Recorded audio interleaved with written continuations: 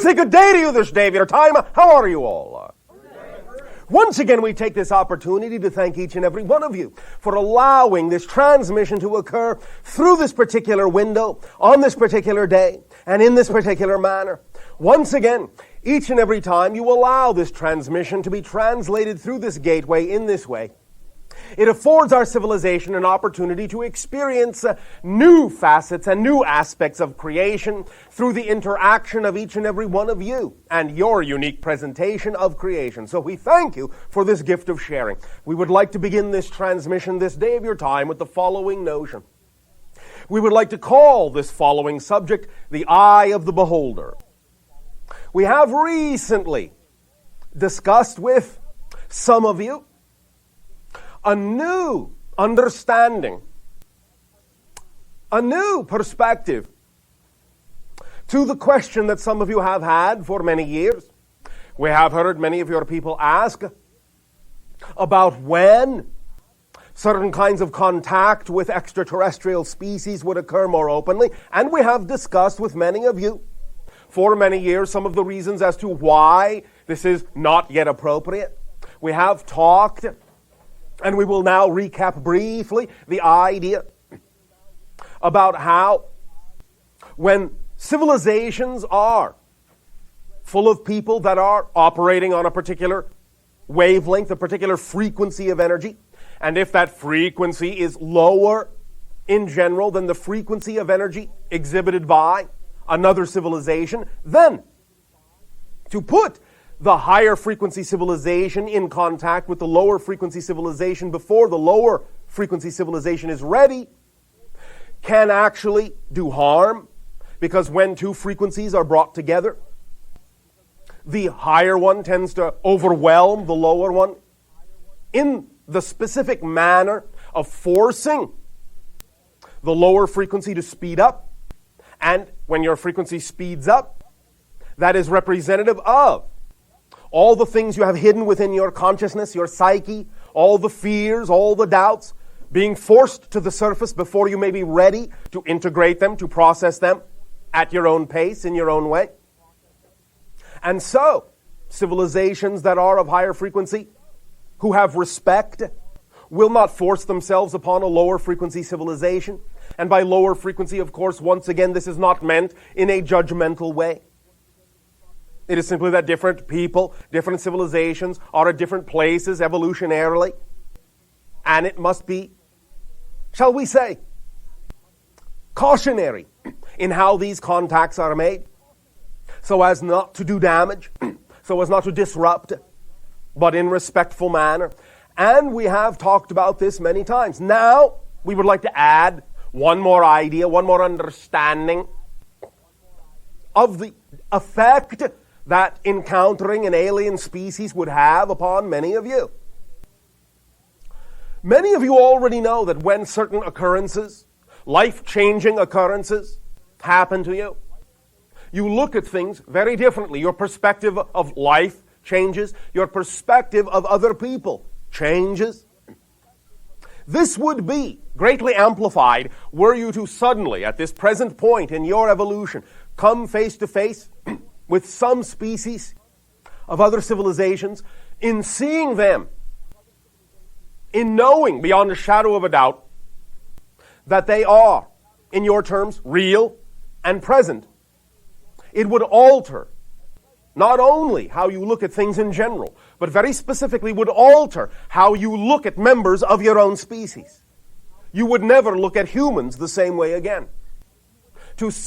To actually encounter a member of another race from another civilization changes your perspective about all life, all consciousness, especially because of the difference in frequency that you would be subjected to in encountering another species. And when you turn back around and look at your own species, you will not see them the same way. You will not necessarily even see them as real. You will no longer be able to relate to them in the same way.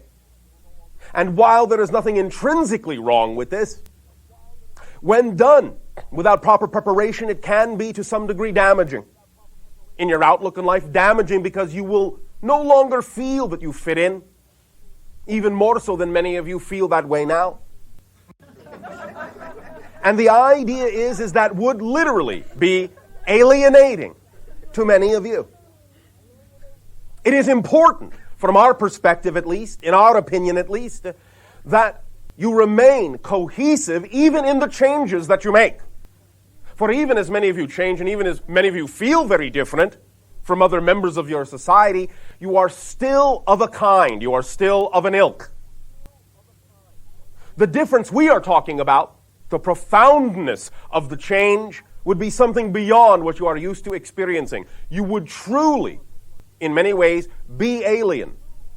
And it would not serve you to not be able to fit in certain ways at this time.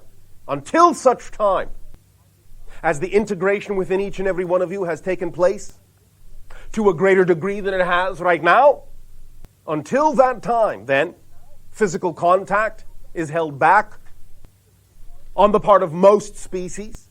We know that there are, of course, certain species that are in connection, are in contact with your species, but these have very different agendas, are interacting for very different reasons, and are of very different vibration than many of the species we are talking about that have higher resonances. So do not be impatient for this. The most important thing is to make contact with yourselves, to integrate yourselves, to recognize the differences, to cherish them, to amplify and expand in creative ways upon the diversity within your own culture before you are ready to take the step in learning how to integrate the differences and diversity in other cultures altogether. So we simply offer to you this additional reason for why there is specificity in the timing of when these things will occur. It will not really be so very long. Again, as we have said, the beginnings of some of these encounters will occur within the next decade and will increase and accelerate thereafter as certain changes occur in your society.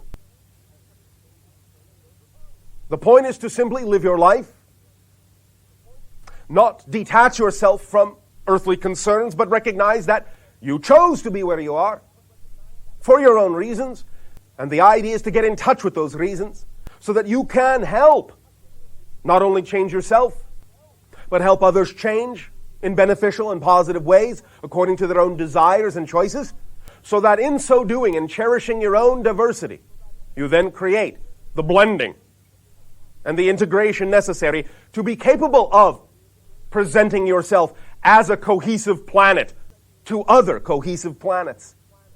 Then and there will contact be made. Only when you meet us halfway. Until such time,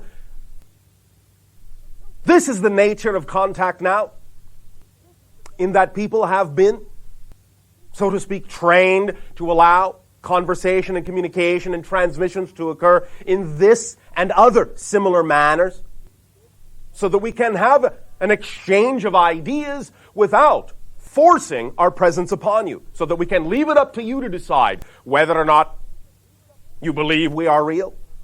For we do not care if you believe we are real. We know we are real.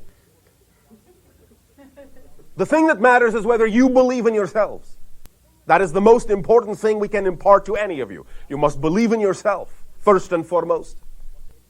For each of you is a unique aspect of creation and worthy of absolute, full recognition of that fact and unconditional support in that knowing. We thank you for allowing us to share this point of view with you this day of your time.